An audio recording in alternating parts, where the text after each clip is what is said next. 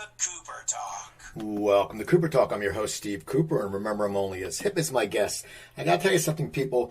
The gentleman on my show today, I saw about 2 months ago at the Keswick Theater in Glenside, Pennsylvania. And, you know, I knew he was a great musician and singer-songwriter, but what a storyteller. This guy was cracking people up. I mean, I had years of doing comedy, and he's funnier than half the acts I've worked with out there. He also has a new album recently came out called The Now and Evermore. And my friend Carrie Steuben saw him last night at the Beacon with Ringo Starr. And it turns out he's friends with two-time Cooper Talk guest Ray Abruzzo. And my guest is Colin Hay. How you doing, Colin? Good afternoon. How are you? I'm doing well. So, yeah, I found out you knew Ray. I found out one time I was watching your documentary and I see Abruzzo pop in it. Yeah, he's. I've known him for quite a few years now. He's. And now he's a neighbor of sorts down there in Los Angeles. And yeah, he's a great guy. I love hanging out with Ray. And I just actually talked to him, had a couple of little text messages from him just before. Now, I got to ask you, I saw you at the Glenside Theater, and it was a great show. I must say, you were very funny, a lot of F-bombs. I enjoyed it. It was very, very good time. What is it like for you now when, after playing all those solo shows and telling stories, now you're playing with a band with Ringo? What's that like for you, the adapting to that culture somewhat? Well, you do have to adapt. It's a whole different, it's a different thing. For one thing, you know, it's Ringo's show, so you're really there to support him more than anything else.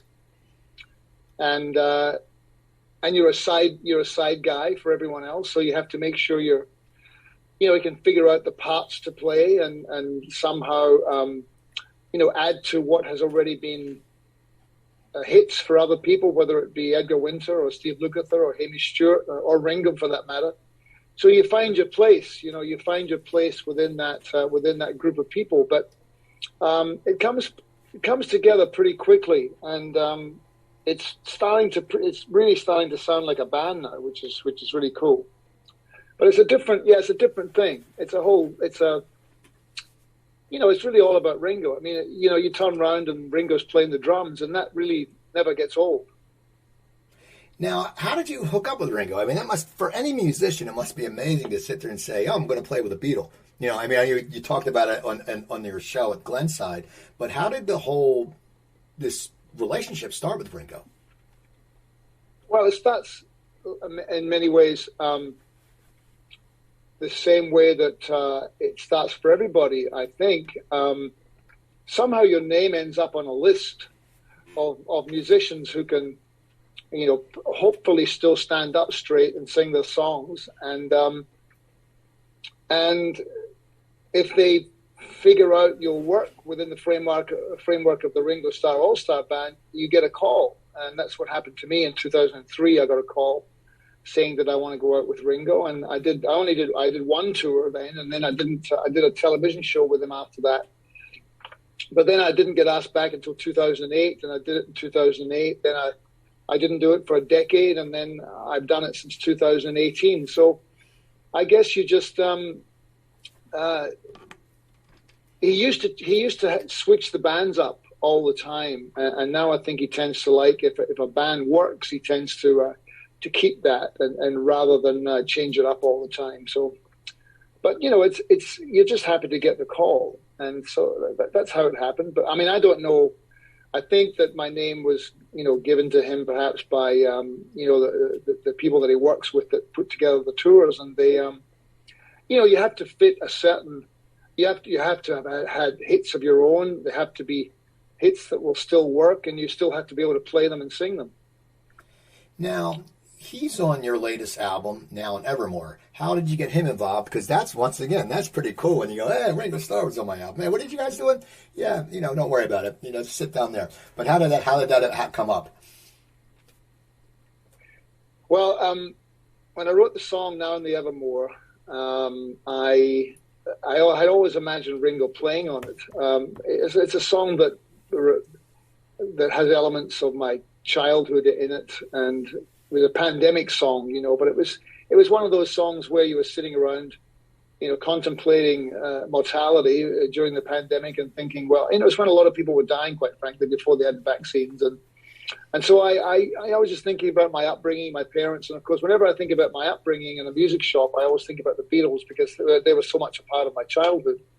And so I had the little song on my iPhone, and I had this little music app, and it had a little drum kit, a little icon drum kit. And when I would hit the drum kit, it just plays along with you. It just gives you a groove that plays along with your little song idea. And it sounded like Ringo, of course, So I always imagined him playing on it. So I just asked him. I finished the song, and I just said, "Would you play on this song?" And he just said, "Yeah, send it over." And it's wonderful to have an album out with where the first thing you hear on the record is an iconic drum fill by Ringo. Now, I know when you wrote the album, it was during the pandemic. Where were you at when the pandemic happened? Were you on tour? Because I talked to a lot of musicians. They were on tour, and they said, you know what, it's only going to last for, a month. And then they go, holy crap, it's lasting for a while. What's your pandemic story? And did it really did it help your writing creativity? Well, I was in Fort Collins in Colorado, and I was about a couple of weeks into a solo tour, like the one that you saw. Actually, the one that you saw was that tour. That was supposed to be that tour. So I went home. They just canceled all the gigs, and so I went home. And I felt very good about being home because I didn't really want to be risking going out there, and plus you didn't really have a choice. The gig got cancelled because no one wanted to go out to shows and so forth. So I went home, and I quite felt a little guilty about how good I felt about going home because I had all these song ideas, and I wanted to work on a record. And so I don't know whether it helped the process or not, but the one thing that I did have was more time, because normally when I'm home, I'm only there for a few weeks and then I go back out on the road. So a lot of the ideas, you just it's a stop and start process. But this time around, I had time to really, sometimes let ideas marinate for a little while and go back to them. And so I really enjoyed being home, to be honest. And I was very lucky because, I could stay home. I was fortunate in that sense, not like so many other people.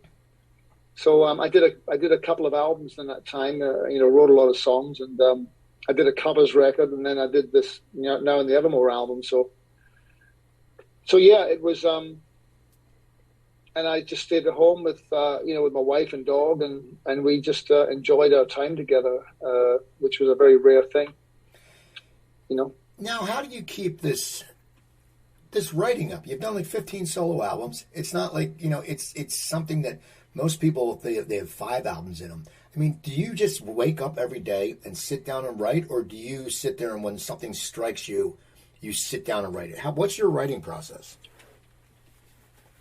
Well, it depends where I am, but and it's a lot of different things. But primarily, I usually try and put myself into the situation where there's the possibility that something an idea might pop up, So I'll go down the studio and I won't turn on the machines or anything, but I'll just sit there and maybe play a little guitar, or I will, try and practice something that is perhaps not in my wheelhouse of what I can play, which is a lot.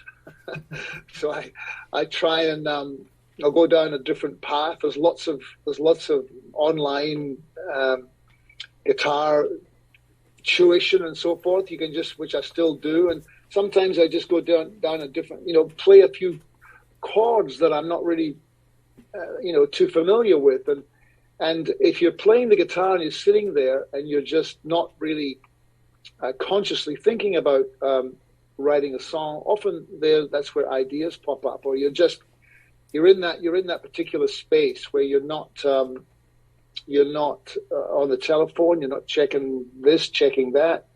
I find that to be useful, and yeah, just being in a space for like letting yourself be in that kind of space for 3 or 4 hours, I find is a good thing. And then you just sometimes you're out and you get little ideas. I mean, the phone is terribly useful nowadays because you can just get an idea and you just bang, it's there, and that's the time to do it. Is to record the idea. I used to just get ideas and I would remember them, but I don't remember them anymore, so I have to record them. I have to put them down so that they're there in some form, and then you go back and just listen to them all and see which one you think is worth persevering with. And I have a friend that I write a lot of songs with, Michael. His name's Michael Georgiadis, and sometimes he comes over and I just run ideas by him, and he'll say, stop, stop, what's that? That's good. And then he goes, no, keep going. And then you go, that's good, and so you get somebody else's opinion about them. Now, when did your love for music start? I mean, you've had such a successful career. Were you a little kid? Did you pick up guitar as a little kid, or what was your course of action? Well, my mother and father had a music shop, and so I was in the store all the time from the age of 5 until I was 14. And my father was a singer and a dancer in vaudeville and in the theatre when he was in the 30s. So it passed down really from my parents. And a lot of people in Scotland can sing or that used to be the form of entertainment for people, was really home entertainment, when home entertainment was people just singing songs to each other. So he could do that and do it very well. So I whatever I got from him and my mother too. And then, of course, being surrounded by music just opened up that world. And it was a world that I didn't completely understand, but it was a world that I knew that I wanted to belong to. And especially with the Beatles, but there were other bands like the Kinks and the Who and so forth, lots of other bands as well. But for me, there was the Beatles, and then there was everybody else in a way. And so they just opened up a door of imagination I didn't really understand. Like when I first had Strawberry Fields, I thought, what is that world? What is that? It was astonishing, And the same with Good Vibrations. I heard that song, and I thought, I don't know where that music's made, but I want to go there at some point in my life. So a whole lot of, but it was just a path that was in front of me. I didn't consciously think, I'm going to be a musician. I just never really particularly wanted to do anything else. Now, how did your life change when you moved to Australia? Because I'm sure it was somewhat of culture shock. I just moved back.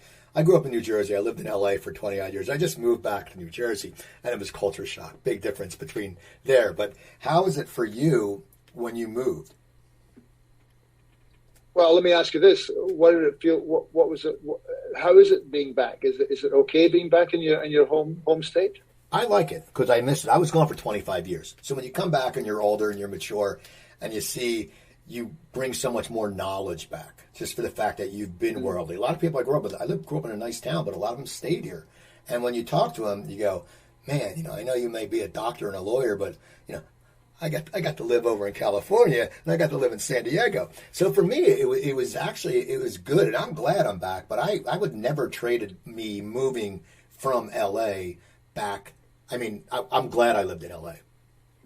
So, but when you went to LA, it never felt like home to you. You never thought, I'm going to stay here.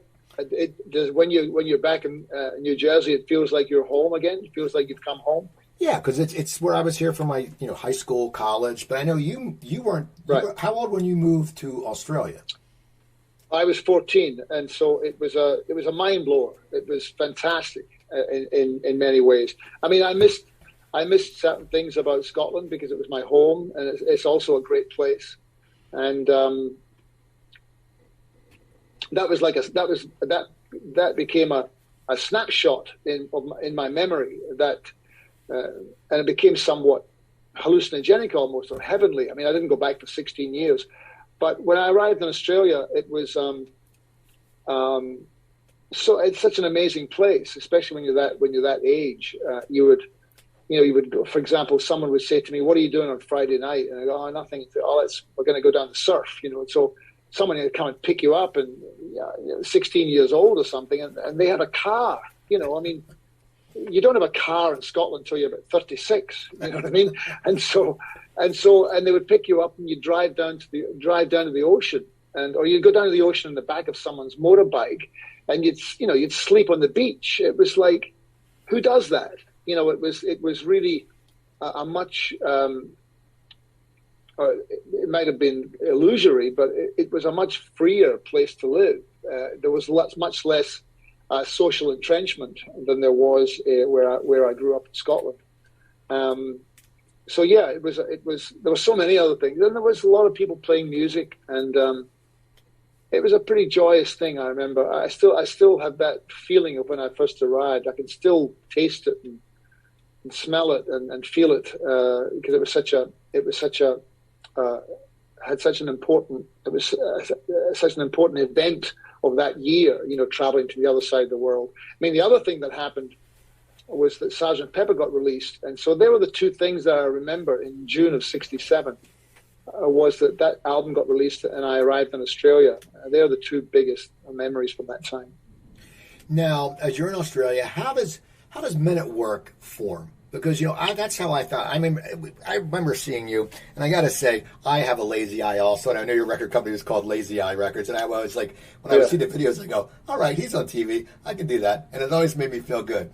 But how did Men at Work form? Well, I first started to try and put I always wanted to have a band. I always wanted to have a successful band. I always wanted to have a band that could have success internationally. I don't know why that was important to me, but it always was important to me. And so I started dreaming about it, probably when I was 14 years old. But I first started kind of trying to put together something around 1973, and of course that didn't work too well. I had a band, and I rehearsed it for ages, and it didn't really work. And so I dropped out of that band, and then I got a letter from the university saying that I could go back to school, which pleased my parents. And so I figured I'd go back to school. I'd go to university, and from there I could kind of plot and scheme and try and figure out how I could, put this together. So that's what I did. I mean, I did an arts degree, which is, virtually useless really, but it was a great experience. And during that time at university, I met really important people. The drummer in the band, Jerry, who became the drummer in Men at Work, and my guy Russell, who became the manager of the band I met at university. And I could write songs. I was writing a lot of songs then and trying to figure out how to do this. And I'd met Ron Stryker, the other guitar player in the band, just before, as I finished university. And I was going off to do a musical, and so I did that. And I said, when I come back, we should work together. So he said, okay. So I came back in the middle of, I think it was the beginning of '78. And Ron and I started working together as an acoustic duo, and we started to write songs. We wrote Down Under, and we wrote a bunch of other songs before Men at Work existed. And then Jerry joined us, the drummer joined us, so we were a three-piece for a minute. And Greg I'd been a friend of since '72, and so I asked him to join the band, and he was finishing college, a music degree, and he joined us, and then we were four-piece, and then it was somewhat incomplete because Ron was playing bass, and so Ron switched to lead guitar, and John Reese was a friend of Jerry's, and so he asked him. And so in the course of about 2 or 3 months over the winter of '79, which is basically the summer here, but through from say July, I think it was through September, October, the band was formed, and then in '79, and then we were off and running. We had quite a lot of songs to play, and we were writing songs, and then interestingly, I think I had a band, so that was a great vehicle for the songs. And so I would write a song on a Tuesday, and then you could take it to the band, you'd rehearse it, and you would play it on Tuesday night. So it was a very immediate. Music was quite immediate, and we were much more of a jam band in a lot of ways too. We would kind of stretch out ideas, which you probably couldn't. Was not really particularly. You wouldn't want to record them that way, but live it really worked well, and so that's how it formed. And we had a very strong live following, and we didn't really have any record company interest until for 2 years. So we played 5 or 6 nights a week for 2 years before we were spotted by CBS Records, which became Sony, and an A&R guy from there. And coincidentally, he was hosting an American record producer, Peter McKeon, who was out in Australia at that time, and he saw the band, and he really wanted to produce the band, and so that's what happened. It was great for us because he really knew what he was doing in the studio, which we didn't. So that was very fortunate. He whipped the songs into shape, and the 2 albums that we did with him became very successful. What is that like? I mean, you guys, you can't for 2 years you can't get a record deal. Then I know you get a record deal and you go #1 in Australia and New Zealand. You went #1 there, and then all of a sudden you get over to America and you just blow up. I mean, is it a little of the haha, you guys didn't sign us, or is it just like, okay, we're going to take this and run with it? I mean, what is it like to start getting that major success? Because the first album was huge. Yeah, no, I never felt any particular resentment towards anyone because they didn't sign us. People either get it or they don't. The thing that I recognized, and I think the band recognized, was that we had this ever increasing live audience, and you can't contrive that. People either come and see you playing live or they don't. And so we had ever increasing audiences, and they would spill out into the street, and we would have to get a bigger place to play, and we would go and play there. And people that would come and see us play, it's an old story. Very rarely do record companies, straight off the bat, recognize if a band's got potential. It usually comes. You usually have to do a lot of the work yourself, And I think that what was different about McKeon, the producer, and Peter Carpenter, the guy who signed the band, was they recognized not only what the songs were, but what the songs could be. In a dare I say, in a more commercial sense. It's a terrible word to use, but what I mean by that is, I'll give you an example. Who Can It Be Now, for example, the saxophone line, when we used to play it live, it never used to happen until halfway through the song, which was great when you're playing live because everyone's drinking and they're just kind of feeling this groove, and then all of a sudden the saxophone line kicks in. But, as McKeon said when he was producing the record, he said, you got to put that sax hook up in front of the song because no radio programmer is going to wait for 2 minutes before the saxophone line comes in. So, it's got to be immediate. So there were things like that he did that was really just whipping the songs into shape, I would say, to give them the best chance of being noticed, But it was it sounds arrogant in a way, but I really accepted the success we had because in a way I expected it, because I could sense it. I could sense it by the excitement of the audiences that would come and see us. They kind of knew what was going to happen in a way, and that's what happened all over the world. It was just one of those things that you thought, oh, I'm not really in control of this. This is happening. Because of me, but it's also happening to me. You just go, oh, this is gonna break. This is gonna be huge, and you just have to try and stay on the board and not fall off for as long as you can. Turns out we didn't really stay on the board for all that long, but that's okay. That's just we had a run for 4 years, and it was extraordinarily successful, and then it went away. Then it was done.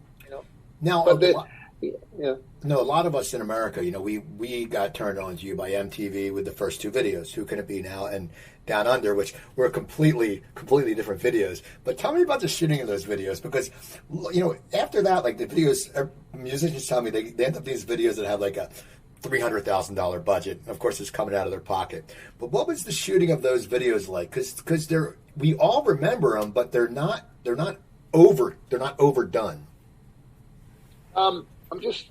suddenly realizing, is this light bothering you? No, I'm fine. Weird. They cost I think, Who Can It Be Now cost $5,000, and Down Under cost $6,000, which was, it was still $5,000 and $6,000 at the time.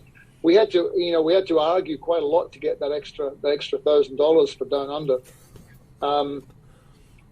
But I think that what happened with us was, because there was such a lack of money to make the videos, and people were making videos in Australia. That was quite a thing that people did, as well as in the UK. I think that America was really kind of a little bit, behind the times in that sense, because people weren't really doing that all that much in the US at that point. So we just we had to find an interesting location and shoot something interesting, or as interesting as we could. And so that's why I think that there was, the personality of the band, whether you like the personality of the band or not is neither here nor there, but there was, in fact, the personality of the band did come through. So you either responded to that or you didn't. And I think that's why people liked them, because they could see who you were, in a sense. There wasn't the kind of, the stiletto on the rose shot or something, which is, just, other videos which were maybe with a higher production value. We didn't really have much of that because we didn't have the money. So we shot on film, though, so they did look good. And I think that probably it would be fair to say that as the videos got more expensive, they got less interesting. Although I think that It's a Mistake is a really particularly good video, because we used a lot of claymation in that, which was really cool. And we exploited the fact that there was a horrible, horrible fire down in Australia at the time, a bushfire that was called Ash Wednesday. And it had finished, it had burnt itself out, but it was still smoldering. And we were trying to create this war zone, which is, difficult to do if you don't have a lot of money. So we just drove down there and, shot in these blackened trees. And it looked completely like a war zone. So that was an unfortunate thing that there was such a horrendous fire, but it was good for us because we got down there and we didn't have to have any smoke machines. There was still smoke filtering through the trees. Now, what was it like when you came to America? Was it your first time visiting America when you guys came over here, or had you been to America before? Oh, no, it was our first time. Yeah, we came over here. I think the first time we came here was to do the Grammys, actually, I'm pretty sure that was the first time we came, was to do the Grammys. I could be wrong, but I think that's the case. We came over here and opened up for Fleetwood Mac, was the first tour we had. But I think that was after the Grammys, but to be honest, I'm not really sure. But my memory of the Grammys is not so much that we won for Best New Artist, but what I remember more than anything was that our dressing room was next to Miles Davis, which was next to Lena Horne, which was next to Ella Fitzgerald, which was next to Jerry Lee Lewis, which was next to Ray Charles, which was next to Little Richard. And so we were just in this line of dressing rooms, and I was just amazed. I was just walking down the corridor the whole time, just trying to get a glimpse of these people. It was incredible, just incredible. And that's what I remember more than anything. And we're bumping into Donald Fagen and Walter Egan, and Walter from Steely Dan, and have them say that they liked our band. That was unbelievable, So it was quite extraordinary. And then when we opened up for Fleetwood Mac, we only had Who Can It Be Now, which people knew kind of, but it started to climb the charts. And then by the time we'd finished the 3-month tour, I think we were number 3. And then we got booked on Saturday Night Live, and we did Saturday Night Live on the Saturday, and then on the Monday it went to number 1. So that was a pretty heady time for my old band. Now, what was the US Festival like? You played that. That's a huge venue. What was, I mean, that's like the biggest that's the biggest crowd people will probably see. I mean, what was that like when you guys played that? Well, it was incredible. As you say, it was 150,000 people or something. And I think the night we were out with Stray Cats and I think the Clash and our band, I think that's who was on. And, but honestly, from a personal standpoint, it wasn't a particularly happy band by that point, so it was a little bit sad for me, you know. I think it was the tail end of the last American tour we did, the end of '83, I think it was, and it should have been amazing, you know, the whole thing, and it was to a degree, but after that tour, the band was done really, so. You know, by the time we really were touring the States in 1983, it was playing to great crowds and very, very enthusiastic crowds and so forth. But it was the communication between the band was pretty poor, so it was a bit sad. Now, I got to ask you. I posted on Facebook a few weeks ago. I had said, you know, at least 3 times a week, listen to the song Overkill, because I love that song. And you're surprised everyone was like, oh yeah, you know, where did that song come from? Because I always talk to people, where did Overkill come from? Because it's just such a great song, and just the guitar break and everything, it's just, to me, it's a masterpiece. But did that come from? One night you were just sitting there and you wrote it, you know, tell me the story behind that song. Yeah, it was in St Kilda where I had a little apartment, and I think that it was a combination of a couple of ideas lyrically. I think that one idea was that the idea of diving in too deep was that feeling you had of wanting to have this success, wanting, you know, really having great ambition, and then achieving it, and then thinking, realizing that this is in fact going to happen, and making the choice, okay, I've got to just dive in head first, and knowing that things were never going to be the same. You know, even just walking down the street wasn't going to be the same. You don't have the same level of anonymity. Everything is different. The external world treats you in a different fashion, so you have to be prepared for that. The other idea that possibly was there was my increasing realization that I was probably an alcoholic, and that was the I think they were the ghosts that I was trying to deal with, and the demons that I was trying to deal with at the time were the depressive state that happens through alcohol abuse or any kind of abuse really. But I didn't really want to accept or believe that I probably was, you know, drinking too much, you know, but I was. And it took me, probably took me about 7 or 8 years after that to finally stop.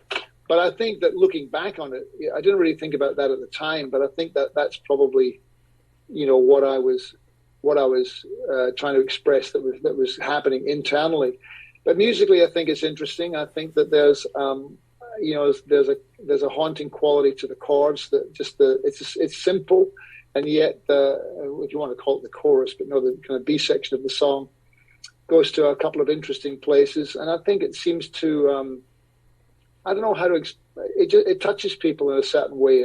It gets in there, you know, and you can't really plan for that in a way. It either happens or it doesn't. So I'm just grateful that people responded to the song in such a way that they get something from it, and it seems to have continued to this day, which I'm happy about. And you know, the song still stands up, I think, and it morphs and changes, but essentially its structure. It's a very, you know, I think that songs that have legs, if you like, you know, they usually have strong foundations, you know, both lyrically and musically. So I was glad about that one. I mean, it's funny because when I took it to the band, I'd written it. I was very excited about it. I took it to the band, and I really got no reaction from them. So I was a bit deflated by that. And everyone else went to lunch, and so I thought, I'll just record it myself. So we were in this little rehearsal studio, so I just recorded it myself. I recorded the drums, the bass, and the guitars, and vocals. And I thought, yeah, I was right. It is a good song. And so then, they got more excited about it as time went on. Now, how did it end up in Scrubs? Because that's, and that clip's great, but I know, with Zach Braff, I played some of your music in Garden State. But how did it end up from being a great song to being in Scrubs, where you're in the whole scene? So, if you didn't already have your SAG card, I'm sure you got it then. But how did it end up with Scrubs? Well, Zach Braff was... I met him before he was in Scrubs, and he said to me, "I'll see if I can get some of your songs on the show," and so he did. He used "Beautiful World" and a couple of other songs, but he played them for Bill Lawrence, and I think he played the acoustic version of "Overkill" for Bill Lawrence, and he was the creator of Scrubs, and he got very excited about it, became a little obsessed about it actually, and wrote that episode, which was called "My Overkill." So that's how it got on there. He just he loved the song, he loved that version of it, so they asked me to be on it. So that's how that happened. And I have to say, I have a great debt of gratitude to both those guys for exposing me in that television show, because I had a career, but it was pretty much, very under the radar. I would go out and play live, and I would, attract audiences, but they weren't huge audiences. And after I was in Scrubs, that audience increased exponentially because of that, because that show was a cool show to be involved with. And it was a particularly good episode of the show, I think.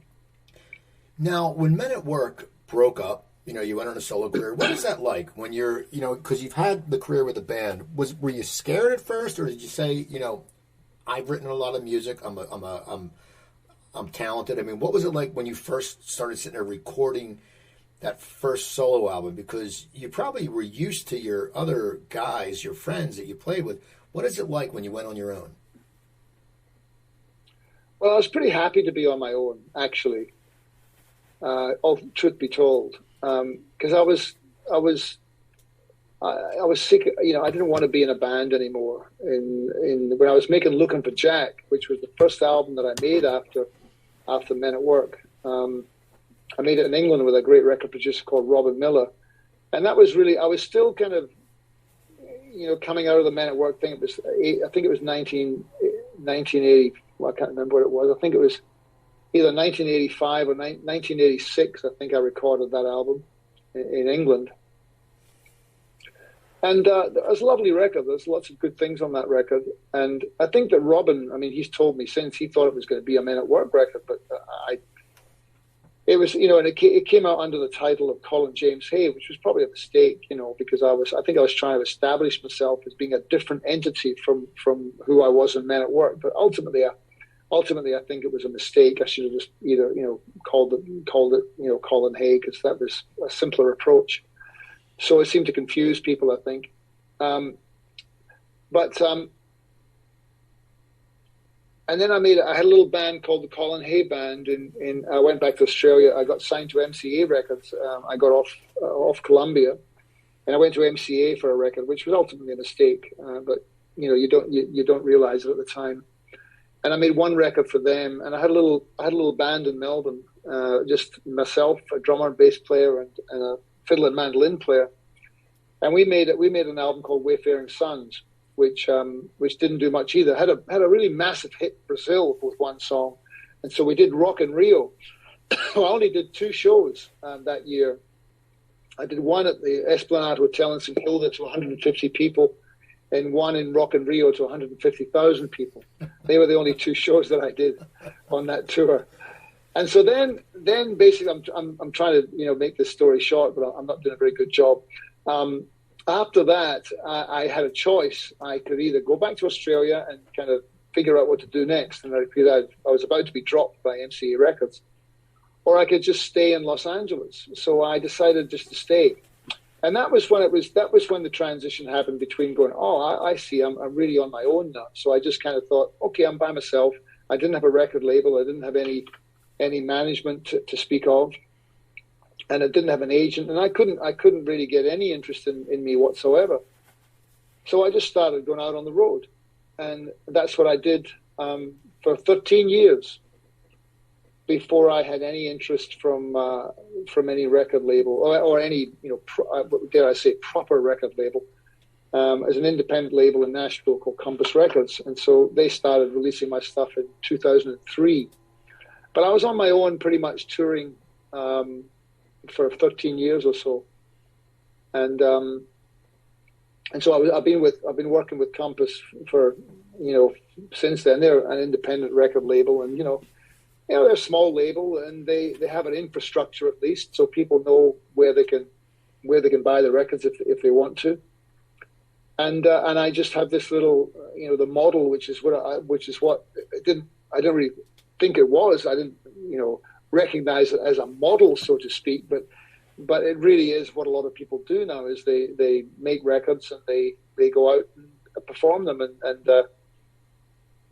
ply their wares wherever they travel and sell records at shows and try and get people to consume their music in whatever ways that people do these days. So that's really what I've been doing for the last 20 odd years, 20 or 25 years, is making records and going out and playing them. Now, when did you bring the storytelling in? Because that's what I really enjoyed the show, because my background, I did stand-up comedy on the road for 8 years. When I was watching you had timing. I mean, a lot of comics you meet don't have any timing, but you had really good stories. At what point did that start? Did you start putting that together? And when did you notice that people were really, really enjoying it? Because it's so much different. It's you, your guitars, and that's it. When did you decide to do that? Well, it wasn't really. I think a lot of things happen. The best things happen often by circumstance as opposed to design.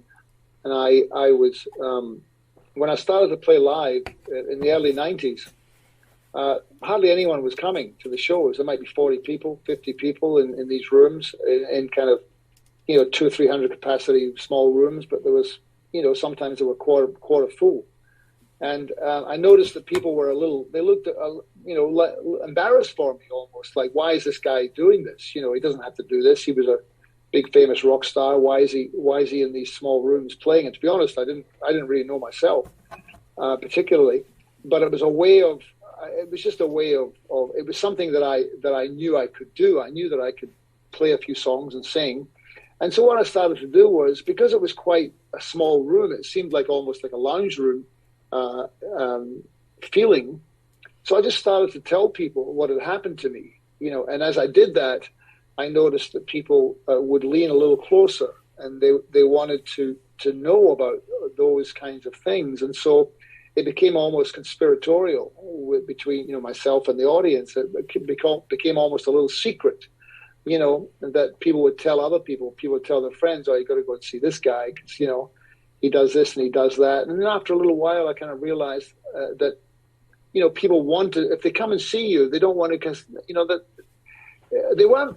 See, these weren't really necessarily Men at Work fans. They weren't people who were just coming to hear Down Under. There were people who were coming because they wanted to receive something from you. Maybe they didn't even know what it was, but after a little while, I realized that they wanted you to tell them something about themselves almost, because we all suffer. We all have these, peaks and valleys, if you like, which is, just to quote myself, but and we're all trying to figure out, how to make sense of being alive. And so this was my way of doing it. This was, getting up on the stage was my way of trying to even, deal with the fact that I wasn't that guy anymore. I didn't have huge commercial success. I wasn't having number one hits. This is my life now, And then I started to realize that, at first I was trying to do it as an interim thing, where I thought, well, I'll eventually get off the big deal and I'll get back to those lofty peaks again of superstardom. But then I realized, well, no, this is actually what I'm supposed to do. This is my place, if you like. And And then I just kind of settled into it, and I thought, this is a pretty good life. You know, I get to go out on the road, I get to travel to different places, I get to play music for people, and they love it, they appreciate it, they buy the records, they tell their friends, they bring their family, and it's a good connection to other people, and therefore, you know, it's a good connection to myself. So I'm pretty grateful for that. I feel pretty lucky about it all. Well, you also, though, I mean, to add to all this career, you recorded an audiobook of Aesop Fables. Were you a big kid of fables when you were a fan? I mean, how'd that happen? No, just a guy contacted me, Tom Graves. He lives in Memphis, and he just thought that I had a good voice for it. So he had this idea and asked me if I would come and do it. So I did it. Yeah, so a few years ago now. Now you're having a tour with John Waite and Rick Springfield with Men at Work. That's going to be great because I'm an 80s guy, and 80s crowds, you know, and 80s crowds have a certain energy. You know, even though we're past 50 now. I went to a college reunion this weekend, and there was 3 bands, and it was a 70s and 80s reunion, and everyone had the energy. Of course, I know there's probably a lot of hangovers the next morning because people thought they were 21 still. But how did the 80s, this concert tour come together? I think it came through Rick. Rick's manager contacted my agent and my booking agent, and just asked me if I'd be interested in doing a double bill with Rick. And then they said, "Oh, maybe we can get John involved too." So, and I know John a little bit, so that seemed like a great combination of songs and voices. And so yeah, I think it should be good. That was just how it came. It was a simple thing, and I think they do these things where they test the market and they see whether there's interest, and it seemed like there was. So it's strength in numbers, I think, and I haven't really done many tours as Men at Work, and it's just my LA based band. It's, I make no there's no secret about the fact that it's just me. I'm the only original person in the band, and then the rest of the guys are I have 3 Cubans, and Sheila Gonzalez plays a Guatemalan descent, plays saxophone and keyboards, and my wife Cecilia sings with me and plays percussion. So it's my LA band that I work with, who are fantastic, and we just play a whole Men at Work set, and it's very cool. I like to do it occasionally because then it's still the novelty's still there. And people really love it, and you do a tour, and then I go back to my regular life. Well, that's great, because it's funny when you talk about it. I remember I saw you at the Starlight Bowl in Burbank years ago. It was with your wife open for you, I believe, and then she was on stage with you.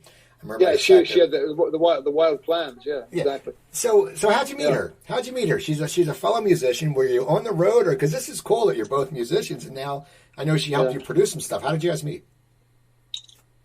Well, I originally met her in New York in 1985, but that was just a very brief meeting. I was mixing the third Men at Work album, actually, in 1985.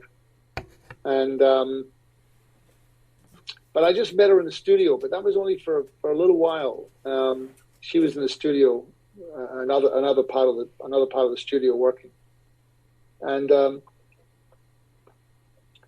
And then I didn't see her again. I met her again in 1993. I'd moved to the United States, and I was living in Topanga, which is where I still live. And she was on the bill. We were doing a benefit together, and I was on first, and then she was going to close the show. And so we had a mutual lawyer. We had a lawyer who worked for both her and me. So he introduced us, and I stayed and watched her band. And that's where I met her, but we didn't, get together, so to speak, for another 6 years. But I would take people to see her band, and I knew her for 5 or 6 years or so. And I always really liked her. I always liked Cecilia. I would bump into her now and again in different places, and I really liked her a lot. And then around '99, I saw her in a coffee shop and exchanged numbers, and we started going out, and then we ended up getting married in 2002. So, and it's a beautiful thing. We hang together pretty well.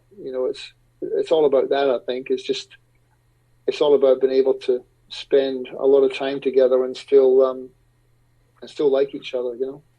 Well, that's awesome. I want to thank you for coming on. Do me a favor though, before you go, give my listeners a good Colin Hay story, because you can say the C word. You told that story of when you're at the band and the guy kept yelling for you to play that song. Just tell me one or two really good stories and we'll get you out of here, because you are such a master storyteller and your stuff's funny. Well, it's a little difficult, you know. It's a little difficult to tell stories just like, you know, just cold like this, you know. But